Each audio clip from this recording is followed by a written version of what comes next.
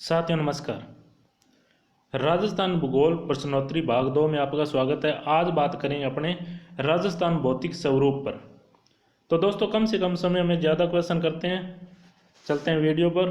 पहला क्वेश्चन है, राजस्थान को कितने भौतिक विभागों में बांटा गया है? तो दोस्तों कितने भौतिक विभागों में बांटा गया है? इसका सही आंसर है 4। दोस्तों 4 कौन कौन से हैं देखते हैं। पहला भाग पश्चिमी रेतीला प्रदेश, जो ये वाला है दोस्तों, ये वाला पश्चिमी रेतीला प्रदेश। फिर दूसरा भाग आ जाता है ये वाला अरावली पर्वतीय प्रदेश। उसके बाद तीसरा भाग आता है यहाँ से लेकर यहाँ तक पूर्वी मैदानी प्रदेश। और चौथा भाग है दोस्तों दक्षिणी पूर्वी पठारी प्रदेश। ये थे 4 भाग। दोस्तों आगे बढ़ते हैं वीडियो में। राजस्थान का पश्चिमी भूभाग कुल क्षेत्रफल का कितना प्रतिशत है? तो कितना प्रतिशत है दोस्तों? पश्चिमी भूभाग यानी पश्चिम दिशा में अपने पश्चिमी रेतीला प्रदेश पड़ा था, जो सबसे बड़ा था। तो ये है 61.11%। दोस्तों राजस्थान का टोटल का पूछा है, तो अब चारों भागों का बात करते हैं। तो कौन कौन से दोस्तों देखते हैं। ये देखो दोस्तों, आपने बात की थी पश्चिम रेतीला प्रदेश की, जो सबसे बड़ा था।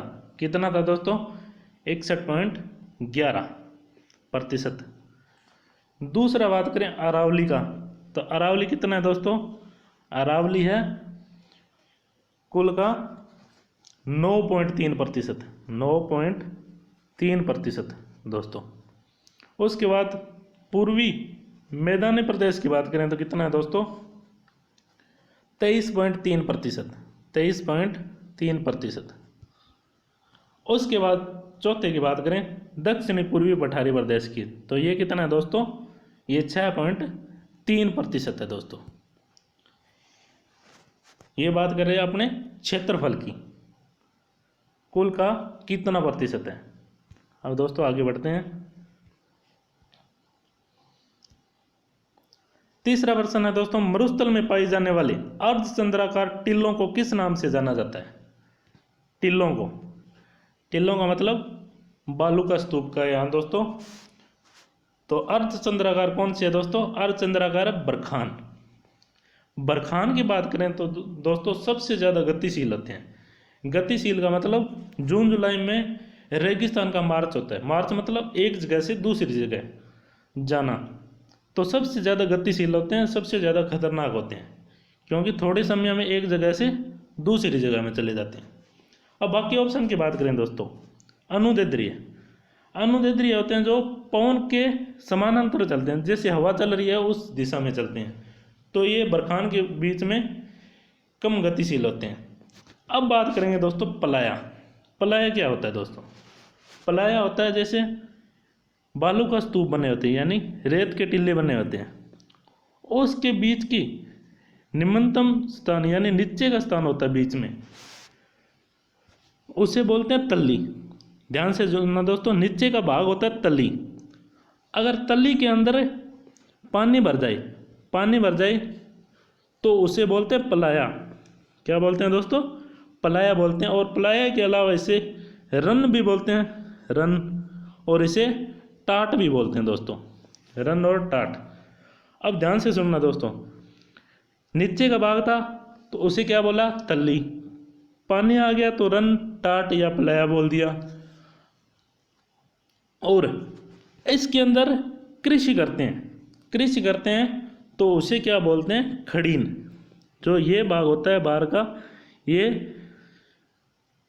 इसे बोलते हैं खड़ीन। दोस्तों आगे बढ़ते हैं। अब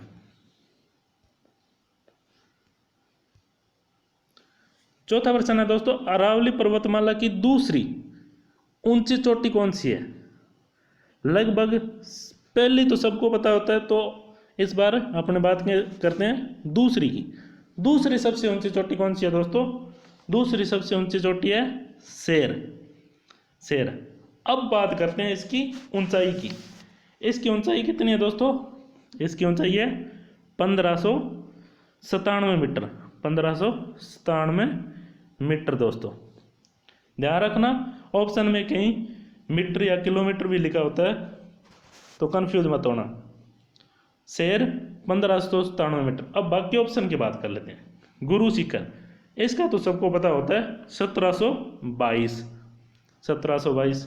अब देलवाड़ा की बात करें, पहली सबसे ऊंची चोटी है गुरु शिखर, दूसरी सबसे ऊंची चोटी है शेर, तीसरी सबसे ऊंची चोटी है देलवाड़ा। क्रम वाइज है दोस्तों देलवाड़ा। और देलवाड़ा की ऊंचाई कितनी है दोस्तों? 1442 मीटर, 1442 मीटर। और इसके बाद चौथी सबसे ऊंची चोटी है जरगा, और जरगा की कितनी ऊंचाई है दोस्तों? 1431 मीटर। अब बात करते हैं दोस्तों, कई बार इनके जिले भी पूछ लेते हैं। तो पहली तीन गुरु शिखर, शेर, देलवाड़ा, ये है सिरोही के अंदर। कहाँ है दोस्तों? सिरोही के अंदर। और जरगा है दोस्तों उदयपुर में। कहाँ पर है? उदयपुर में। अब आगे बढ़ते हैं दोस्तों। राजस्थान में अरावली पर्वतमाला का विस्तार उत्तर में कहाँ तक है? उत्तर में कहाँ तक है दोस्तों? क्वेश्चन ढंग से पढ़ना है। उत्तर में कहाँ तक है? तो उत्तर में है दोस्तों खेतड़ी तक, खेतड़ी तक। और खेतड़ी कहाँ पर है दोस्तों? खेतड़ी है झुंझुनू में। कहाँ पर है? झुंझुनू में। खेतड़ी झुंझुनू में दोस्तों। अब बात करते हैं एक बार अरावली की विस्तार की। आपको पता है उत्तर में कहाँ तक है? ये है अरावली। उत्तर में कहाँ तक है? यहाँ तक, खेतड़ी झुंझुनू। और यहाँ पर बात करें तो इस साइड में कौन सी जगह है दोस्तों? इस साइड में आ जाती है खेड़ बर्मा, यानी दक्षिण दिशा में कौन सी जगह है? खेड़ बर्मा से लेकर खेतड़ी झुंझुनू तक। और खेड़ बर्मा रह जाती है सिरोही के अंदर। सिरोही से लेकर जिले की बात करें तो झुंझुनू तक, और स्थान की बात करें खेड़ बर्मा और यहाँ पर खेतड़ी। अब बात करते हैं यहाँ तक, यहाँ से लेकर यहाँ तक इसकी लंबाई कितनी है? इसकी लंबाई दोस्तों राजस्थान में है 550 किलोमीटर, 550 किलोमीटर अगर राजस्थान की बात करें। और कुल अरावली का 80% है दोस्तों, कुल अरावली का 80%। अब बात करते हैं दोस्तों पूरी अरावली का, यानी कहाँ से लेकर कहाँ तक जाती है दोस्तों? पूरी अरावली की लंबाई है 692 किलोमीटर, 692। और कहाँ से कहाँ तक है दोस्तों? गुजरात का एक जगह है पालनपुर, पालनपुर से लेकर दिल्ली की जगह रायसीना हिल्स, वहाँ तक फैली हुई है दोस्तों। तो कितनी है टोटल? 692, 692 दोस्तों। अब आगे बढ़ते हैं। राजस्थान के किस क्षेत्र में विंध्य पठार का विस्तार है? तो विंध्य पठार का विस्तार किस दिशा, किस क्षेत्र में है दोस्तों? तो आपका इसका सही आंसर रहेगा दक्षिणी पूर्वी, दक्षिण पूर्व, दक्षिण पूर्व में है इसका विस्तार। तो दोस्तों एक बार देख लेते हैं दक्षिण पूर्व में, यानी ये देखो, इस जगह को देखो, विंध्यन पठार इस दिशा में बढ़ जाता है। तो ये देखो दोस्तों पूरा पूरा विंध्यन पठार का विस्तार यहाँ पर है। अब दोस्तों आगे बढ़ते हैं। दक्षिण पूर्व में इसका सही आंसर रहेगा। अब करते हैं प्रश्न नंबर 7। पूर्वी मैदानी प्रदेश में राजस्थान की कितनी प्रतिशत जनसंख्या निवास करती है? पहले अपने क्षेत्रफल की बात की थी, अब बात करते हैं जनसंख्या की। पूर्वी मैदानी प्रदेश में तो कितनी है दोस्तों? पूर्वी मैदानी प्रदेश में 39%। ऑप्शन डी इसका सही रहेगा, 39% पूर्वी मैदानी प्रदेश में दोस्तों। अब बाकी ऑप्शन की बात कर लेते हैं। बाकी ऑप्शन देखो दोस्तों, पूर्वी मैदानी प्रदेश की बात की जनसंख्या की तो कितनी है? 39%। और पश्चिमी रेतीला प्रदेश की बात करें, पश्चिमी रेतीला प्रदेश कितना है दोस्तों? पश्चिमी रेतीला प्रदेश की है दोस्तों 40%। 40%। अब बात करते हैं अरावली की। तो अरावली में जनसंख्या कितनी निवास करती है? 10%। 10%।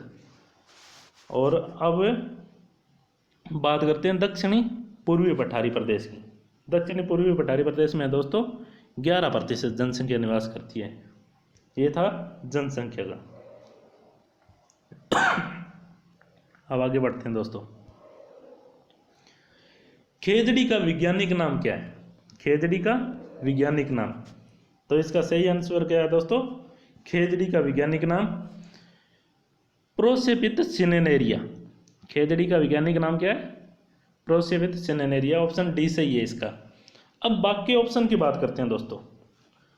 टिकोमेला अंडुलेटा किसका नाम है? सॉरी, रोइडे का। किसका? रोइडे का। और खेजड़ी अपना राजस्थान का राज्य वृक्ष है, और टिकोमेला अंडुलेटा यह है रोहिडा, इसका वैज्ञानिक नाम है। यह है राजस्थान का राज्य फूल या पुष्प बोल सकते हैं दोस्तों। अब बात करें क्रायोटिस नाइग्रिसेप्स की। यह है गोडाउन का वैज्ञानिक नाम। तो ये है अपना राजस्थान का राज्य पक्षी। अब बात करते हैं गजेला। तो गजेला है दोस्तों चिंकारा का, और चिंकारा अपना राजस्थान का राज्य पशु है। और वन्य श्रेणी में, एक पशुधन श्रेणी में कुछ ही टाइम पहले ऊंट को शामिल किया है। ऊंट को शामिल किया, उसे रखा है पशुधन श्रेणी में। और उसका वैज्ञानिक नाम क्या है दोस्तों? कैमलस डोमोडेरियस। कैमलस डोमोडेरियस। दोस्तों आगे बढ़ते हैं। अब राजस्थान का लघु माउंट आबू किसे कहते हैं? राजस्थान का लघु माउंट आबू को तो आपका पता है दोस्तों, माउंट आबू सिरोही में है। और लघु माउंट आबू कौन सा है दोस्तों? पीपलूद पर्वत को बोलते हैं। किसको? पीपलूद पर्वत को बोलते हैं, जो बाड़मेर में स्थित है। बाड़मेर में। अब बाकी ऑप्शन की बात करते हैं दोस्तों। त्रिकुट पर्वत ये है करौली में। कहाँ पर है दोस्तों? करौली में। यहाँ पर केला माता का यानी केला देवी का मंदिर बना हुआ है। केला देवी का त्रिकुट पर्वत पर। और चिड़िया टूक पहाड़ी की बात करते हैं। चिड़िया टूक पहाड़ी है जोधपुर में दोस्तों। कहाँ पर है? जोधपुर में। चिड़िया टूक पहाड़ी है जोधपुर में। और उसके ऊपर मेहरानगढ़ दुर्ग बना हुआ है। मेहरानगढ़, चिड़िया टूक पहाड़ी पर मेहरानगढ़ दुर्ग। और अब बात करें त्रिकुट पहाड़ी की। पहले बात की त्रिकुट पर्वत की, अब बात करेंगे पहाड़ी की। त्रिकुट पहाड़ी की बात करते हैं दोस्तों, यह है जैसलमेर में। कहाँ पर है? जैसलमेर में। और इसके ऊपर सोनारगढ़ दुर्ग बना हुआ है। कौन सा दुर्ग? सोनारगढ़। और पीपलूद पर्वत को राजस्थान का लघु माउंट आबू बोलते हैं दोस्तों।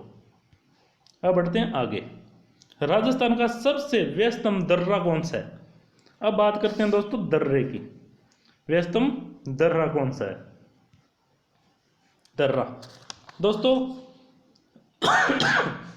सॉरी, दर्रे को अंग्रेजी में बोलते हैं पास, और तिब्बती भाषा में इसे बोलते हैं ला, और पश्चिमी घाट पर्वतों में बोलते हैं घाट, और अरावली में इसे क्या बोलते हैं दोस्तों? नाल बोलते हैं। दर्रा भी बोलते हैं और नाल बोलते हैं। अब बात करते हैं दर्रा होता क्या है दोस्तों? दर्रा होता है जो ये है पहाड़ी क्षेत्र को, पहाड़ी को काट कर बीच में संकरा रास्ता निकालते हैं, उसे बोलते हैं दर्रा। अब बात करते हैं राजस्थान का सबसे व्यस्तम दर्रा कौन सा है? तो इसका सही आंसर क्या रहेगा दोस्तों? बर दर्रा। और ये कहाँ पर है दोस्तों? ये ब्यावर अजमेर में, ब्यावर में। और ब्यावर कहाँ पर है? अजमेर में दोस्तों, अजमेर में। और एक नोट करो दोस्तों कि बरगांव, ये बर दर्रा है जो ब्यावर अजमेर में। एक बरगांव भी है जो कहाँ पर है दोस्तों? पाली में। बरगांव पाली में। अब बाकी ऑप्शन की बात करते हैं। पगल्यानाल ये दोस्तों पाली में। पगल्यानाल पाली में। जो मेवाड़ और मारवाड़ को जोड़ता है, मेवाड़ और मारवाड़ को जोड़ता है दोस्तों। अब बात करते हैं हाथीगुड़ा नाल। हाथीगुड़ा नाल राजसमंद में है दोस्तों। कहाँ पर है? राजसमंद में। और हाथीनाल, कंफ्यूज मत होना दोस्तों, हाथीनाल है उदयपुर में, उदयपुर में। ये कंफ्यूजन वाले क्वेश्चन जरूर पुट किए जाते हैं दोस्तों। पगलिया नाल, हाथीगुड़ा नाल, हाथीनाल और बरदर्रा। बर गांव की बात करें तो पाली में। अब चलते हैं दोस्तों आगे। ये थे अपने महत्वपूर्ण क्वेश्चन दोस्तों। अपना चैनल है चैंपियंस के नाम से, इसे सब्सक्राइब जरूर करें और फुल सपोर्ट करें दोस्तों। और वीडियो अच्छा लगे तो लाइक कमेंट करें और ज़्यादा अच्छा लगे तो शेयर करें दोस्तों। धन्यवाद।